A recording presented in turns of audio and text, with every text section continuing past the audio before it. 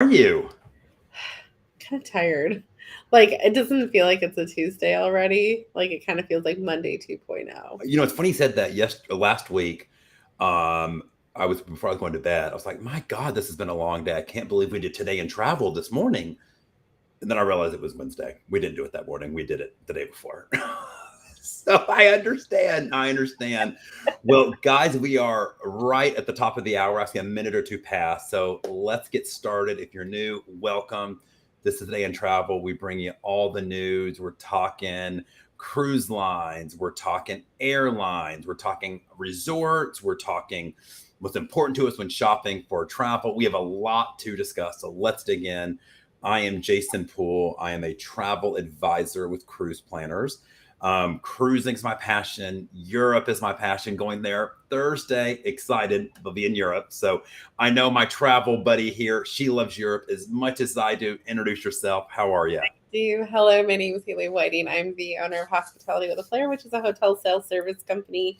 Been in the industry for over 16 years. Love traveling all over. I'm jealous that you're going to be there later this week. Is this the trip where we're in Rome for like 3 days prior? Yeah, yeah.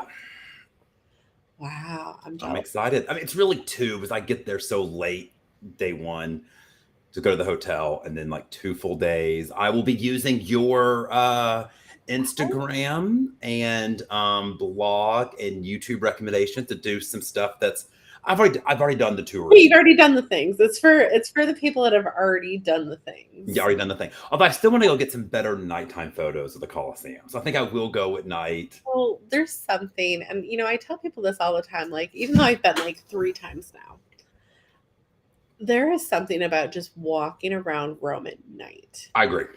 Like, I yes, agree. you've seen Piazza Navona, yes, you've seen Trevi Fountain, yes, it is just magical. I agree. I'm excited. I'm actually pretty excited. I've got a pretty good hotel location. I'm pretty excited. I can't wait. Well, let's hop into it. Our first topic, I'm a Waterways. Yeah, this was great. So, yesterday was Juneteenth, and Alma Waterways decided to announce some great new river cruises for 2024 that are going to highlight Black history. So they'd already announced one of these, and it was just an amazing success. It sold out very quickly. So yesterday they were like, you know what? We're going to do three more. So they're doing four of these sailings in 2024. They're going to focus on like the Nile, Egypt, like a lot of stuff about Black history, Black culture. I just think this is really, really great. Ama is just, it's starting to just impress me more and more and more with their just commitment to diversity. They, I'm just really impressed. And I think this is a wonderful addition. It was a great announcement to make on Juneteenth. One of those Egypt river cruises is on my list. That's Yeah, I would love to do it too, but you know, talking about just me for a moment, Egypt is not the safest place for gay people to go to, which we'll kind of yeah. talk. We'll kind of talk about that a little later at the end. But I mean, would I probably be safe on a river? Yes, probably, but it's just not the safest for certain people to go. So, Yeah. but We'll get to that more later, though. we will dig into that a little bit more later. But that is exciting. So this was interesting. It was. So if you don't know, Royal Caribbean and Norwegian were almost in a cold war of sorts.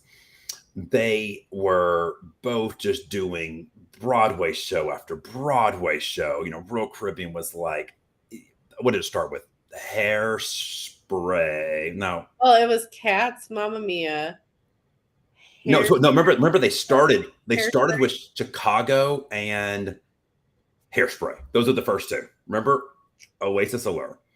And then, Norwegian came out and they were like, we're doing Footloose. And they did like the Tina Turner musical. And then Norwegian shocked everybody by putting Six on a ship, like the brand new Six. And they had Legally Blonde, the They musical did. They too. did. I mean, so expensive. Royal kept going. But if you noticed on the new Royal ships, we're not seeing those musicals that we're seeing, a revamped Wizard of Oz, re-inspired by Royal. Like they have, what is that on a anthem? Like We Will Rock You. Rock That You. is the Right. So, but you see on the new Royal ships, we're not getting these like major musical announcements anymore. But look, let's be honest, it's really expensive to buy the rights to these shows. And a lot of the shows won't sell you a condensed version. Like Chicago did. And as a big fan of Chicago, seeing the condensed version, I was like, they should not have sold the condensed version. Like they cut out a lot. But there's a lot of musicals that won't, like Hairspray won't sell you the condensed version. Mamma Mia wouldn't sell you the condensed. Like it's the full show. And so it's expensive. Norwegian just announced that mostly this year, some early next year, most of those musicals Norwegian bought are disappearing. I wouldn't be surprised if we don't see this from Royal Caribbean as well, because they're still trying to recover from the pandemic losses, clean up the balance sheet. So for musical theater fans, it is sad. But that's not to say Norwegian doesn't still have great entertainment. It's just if you're a big musical fan right now, you might just have to run to Royal and do it while they still have it. absolutely. Oddly enough, I know some people might, get upset because, like, obviously, you and I love Broadway stuff. Mm-hmm. But, the best show, and this is big words here, that I had ever seen on a ship was this show that was specifically I don't know written if you're gonna say. for the Empress. Yeah. It was so good. Like, I went back and saw it multiple times, and, like, I ended up being on that ship a second time, and Right. with my sister-in-law, I'm like, oh my God, we got to go to this. And she at first was like, and I'm just like, no, we have to go to this. And after it, she was like, oh my God. I am that way about Celebrity Beyond has this. Actually, I love all three of their production shows. They're all three great. But they have one called Stage Door, and it's a Broadway review. And it's like new stuff, right? I mean, look, I love some of the old stuff as much as the next person, not as much as you, of course. Not the old stuff, by the way. Right. But like, they did like modern stuff, right? Like they had the Tina Turner musical, they have Hamilton, they've got Dear Evan Hansen. I mean, I've probably seen this show already. That one. I've probably seen the show like 6 times. I'm going next week. I will probably go to both showings of it. I just absolutely love it. So, well, guys, sorry, this is not Today in Broadway. Sorry, we will move on. Tangent, though. We will move on. So this is really, really exciting. So Qantas is really looking at this.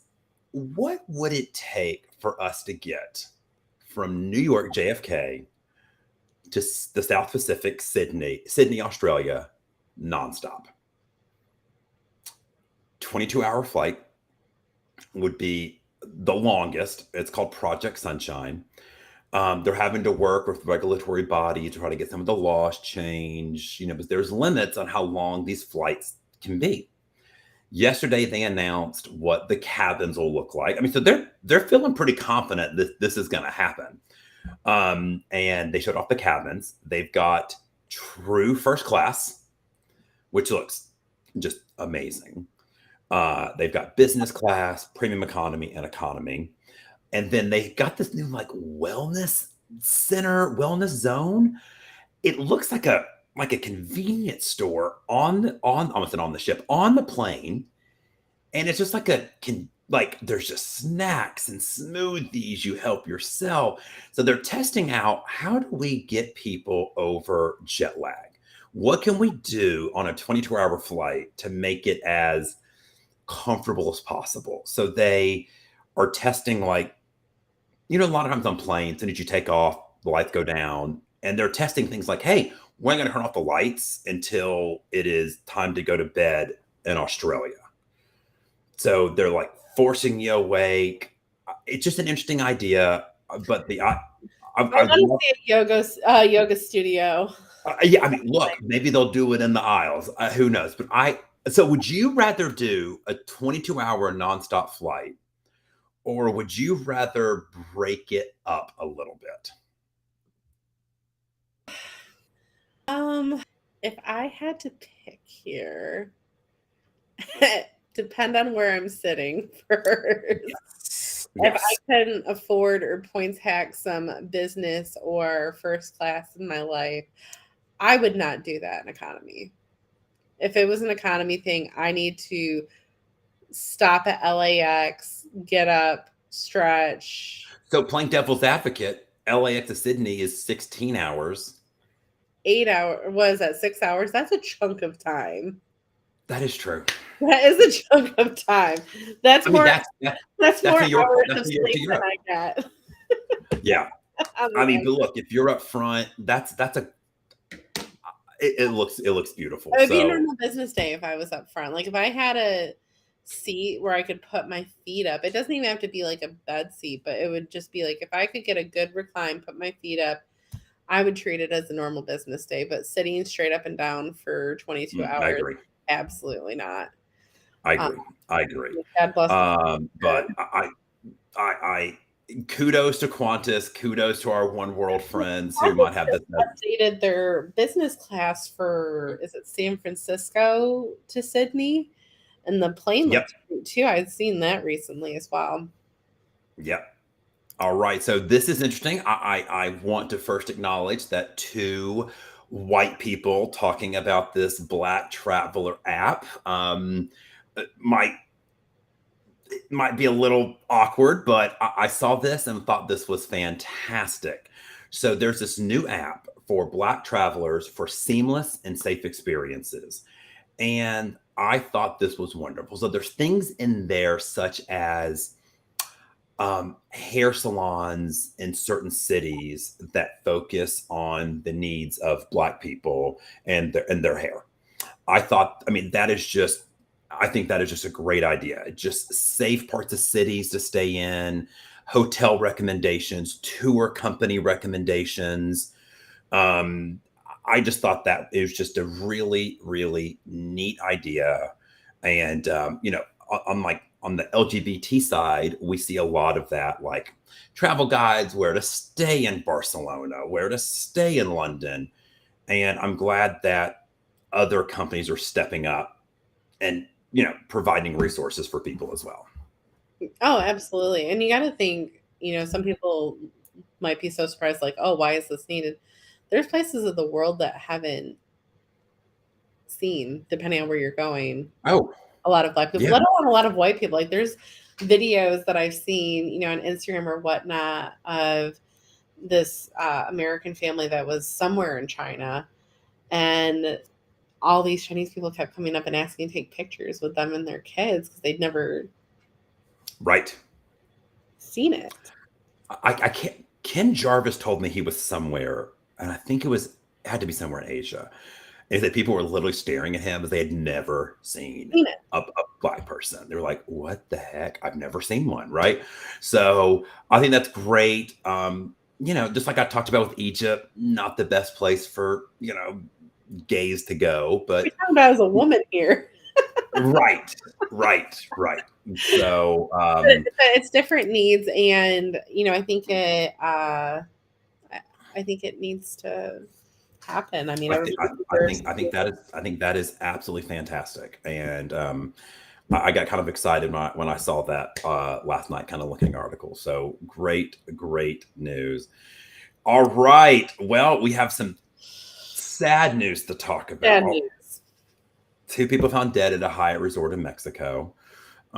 It's not because of the violence in Mexico that people are always worried about. It's looking like it is a gas leak. Some of the first responders had to be sent to the hospital after finding them because they were exposed to the gas. So It looks like a carbon monoxide thing. What I've yeah, dug up on it is, and I can't officially confirm this, but it looks like the carbon monoxide detectors were turned off because they were noisy. yeah, So I did actually see online there is a wall plug-in one that you can buy on Amazon. And this is yes, now in the last year, the second time we've seen in the news. We don't know how many times it's actually happened. Hmm.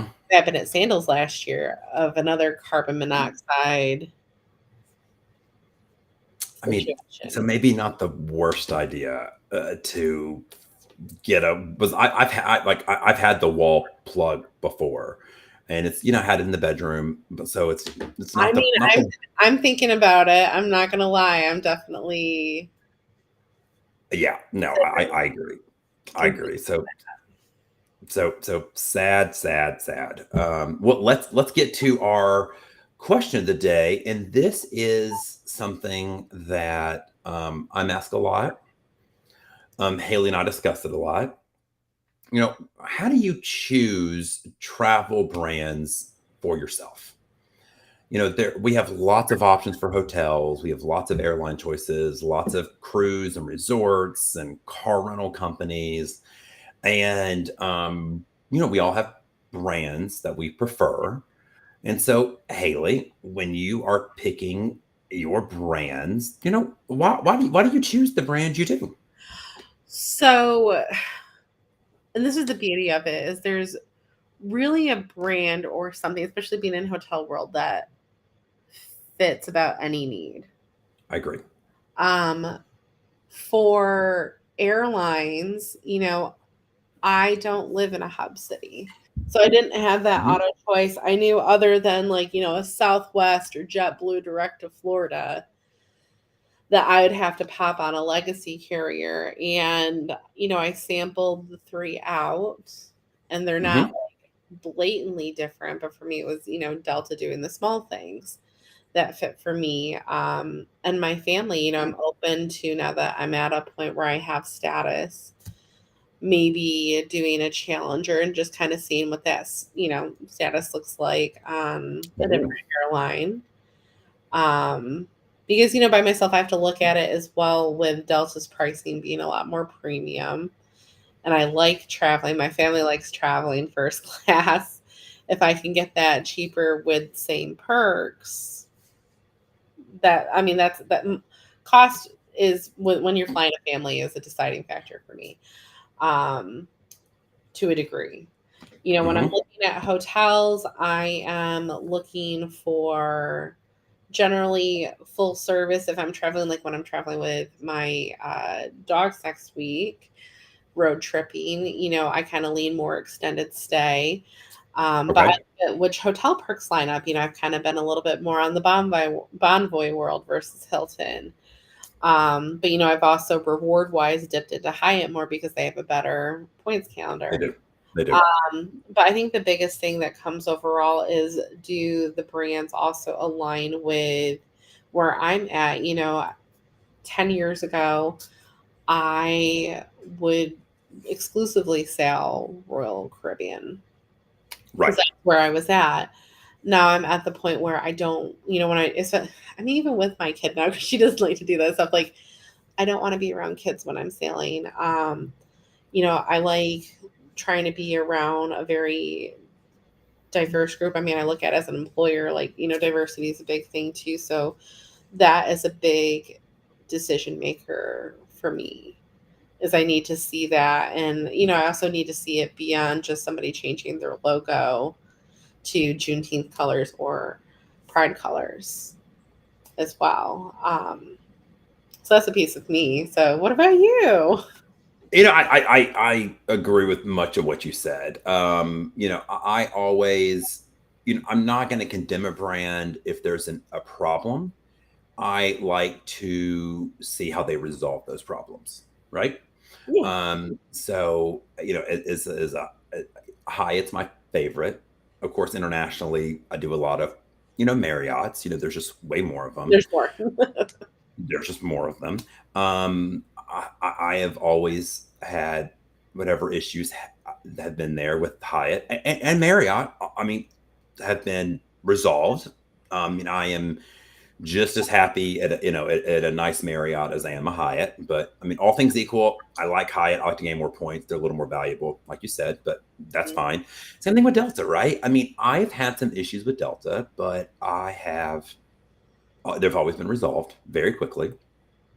And something I've been thinking about a lot lately is representation And is the brand, representing, openly welcoming, vocally supporting minorities, gays, lesbians, trans, everybody, right? Are they welcoming of everybody? And, it's simple things like when I'm walking onto a Delta plane, I often see on the ads, the photos, on the jet bridge showing, economy, upgrade to Comfort Plus, Delta One, and there's often like a gay couple in those pictures, right? Yeah. So, so Delta is visibly supporting LGBT rights, like visibly. One reason I love Celebrity Cruises so much. I mean, they are visibly supporting. I mean, they're doing a fleet-wide pride parade. A good friend of mine is on Celebrity Beyond right now in the Mediterranean. He was sending me pictures of the Pride Parade. Captain Kate was out there, and it looks like a blast. I mean, they've already announced their 2024 sailings that are going to do the Pride Parades at sea, and there's like 15 of them. Okay, there's a lot.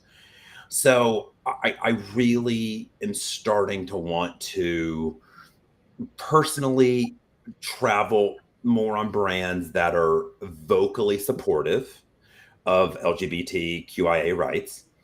Um, and that's starting to kind of affect professionally as well, right? Like I really want to work with brands that welcome me, as a gay man, and then my friends and my clients. Your clientele. Right. And so, that's why yesterday I did the Instagram post and I just kind of posted, hey, these are the best cruise lines for LGBTQIA. And I'm not saying that if there was a line that wasn't on the list that they're necessarily bad. That's not what I'm saying. Just these are the brands that are openly supportive in social media and marketing, right? I see myself in those ads. They use, my people of color. We see like Asians, interracial couple. We see black Well, I people. mean, We see it's even that too. Like one of the things that I think Virgin's done a great with Virgin, I think has some of the best inclusive marketing they out of do. all the brands because it's even beyond that. Like Virgin has ads and pictures on their social of people that aren't stick thin, Right. that are heavier. Like it's just, and it's nice when you can see yourself in that brand because even like being like a heavier woman and stuff like that, seeing the size 2 blonde hair, big hat Positano at God, what's that hotel called? Him Positano. You know the one I'm talking about, the big famous one. But like, you don't see yourself there. Right. And it's nice to see that. Yeah, I just think so. The W Nashville put something on their Instagram that is kind of stuck with me. It was during Pride. I sent it to you, and it said, "Take a stand, Pride 2023," and that has kind of resonated with me this month. That who are the travel brands that are taking a stand for diversity, equality, inclusivity, and not just paying lip service to it? Like, who are those brands? And I mean, I'm proud to say, Delta's one of those. Hyatt is one of those. Celebrity's one of those. I mean, talking Well, about Alma Waterways, and they I are there. and I think Delta does a great job of it too. Because obviously we know that there's people that are, LGBTQ supportive, but aren't necessarily running down to a pride parade. Like that's not Oh, their thing. And I that's don't where I know. think Delta does such a great job with their marketing is it's not like I think, what some older people would feel like is in their face. It's just it's laced in as it's normal. Like, Right. like my dad's like totally chill with it, but he's not definitely going down to Pride Parade and And look, and guys, to be clear, like, and to be clear, pretty much every airline is just openly supportive. I mean, Virgin, United, BA, America. I mean, they're all just very, very supportive. And it's during Pride Month, I thought it was be neat to show the lines that are openly supportive. Yeah. And, I got some pushback from people who their favorite cruise line, river cruise, wasn't on the list. And I've said, well, show me where they have shown LGBT people in social media posts and advertising, a pride post. Show me where they are openly and visibly inclusive in their marketing and their social media strategy, and I will add them to the list. And so far, it's like, I'm not saying that line is bad. I'm just saying No. I'm just highlighting the brands that are openly inclusive. That was it. That was it. No, absolutely. And I think it's super important. And that's, the benefits that there is, if you, want to do the Pride Parade and whatnot, celebrities got great options, Virgin has great options. Mhm. And then there's brands like Explorer where it's not necessarily like that, but it's just inclusive in the marketing. Right. Yeah. Explora and yeah, brand new Explore journeys. They're not doing, I mean, they're brand new. The first ship launches in 20 days. So let's see what next summer looks like. Who knows, right?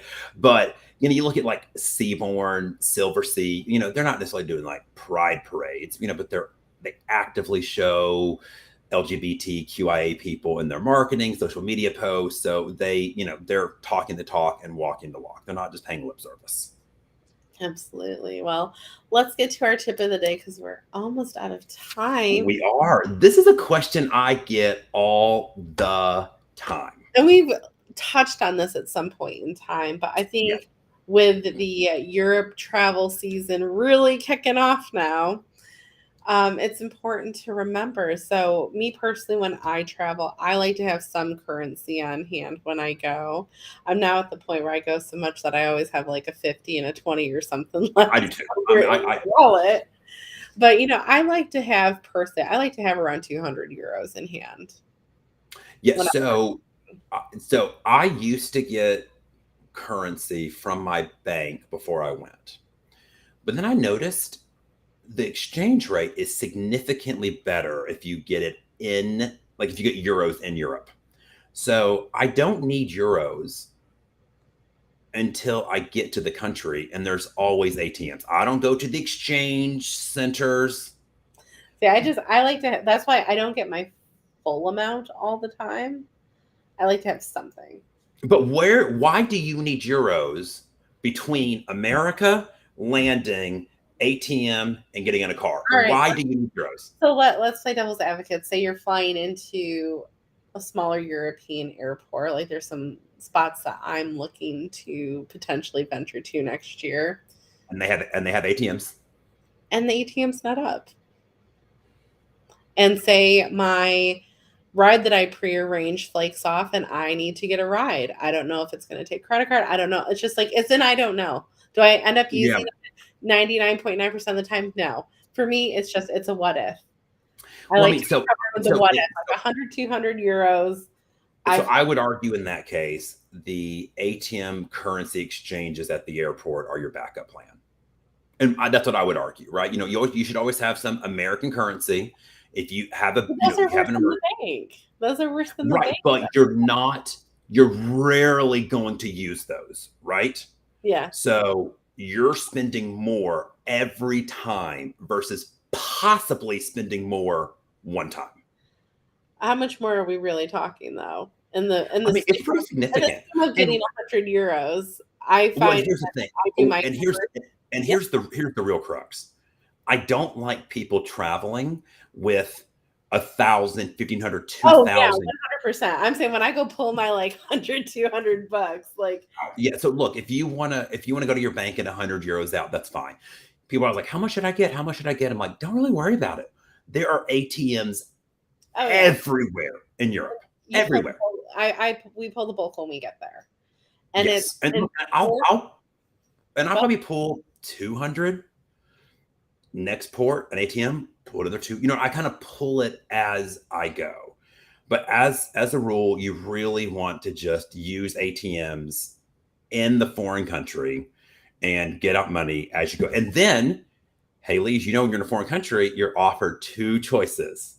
Do This is you the way want we this can cash out at places too, like restaurants, gift right? shops. Do you want to have it in US dollars, or do you want us, the bank, the Europe bank, to convert it for you, or do you want us to just give you the euros you ask and let your bank do the conversion? Which one's the right answer? Always let your bank convert. Always, Always. always, always. That is the best conversion because It's so gonna be many the best. people will hit that USD and I die a little bit when I see it. Right, because that bank is trying to make a little bit more money on you, where your bank, it's There's just not. no more transaction fees.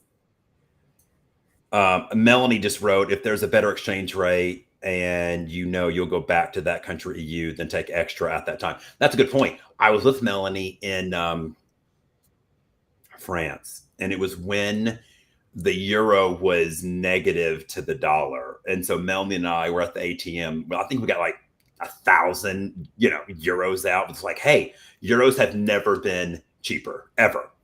And they were just, great to buy because I knew I would need them later. And so to your point, I still have extras from the last time I went.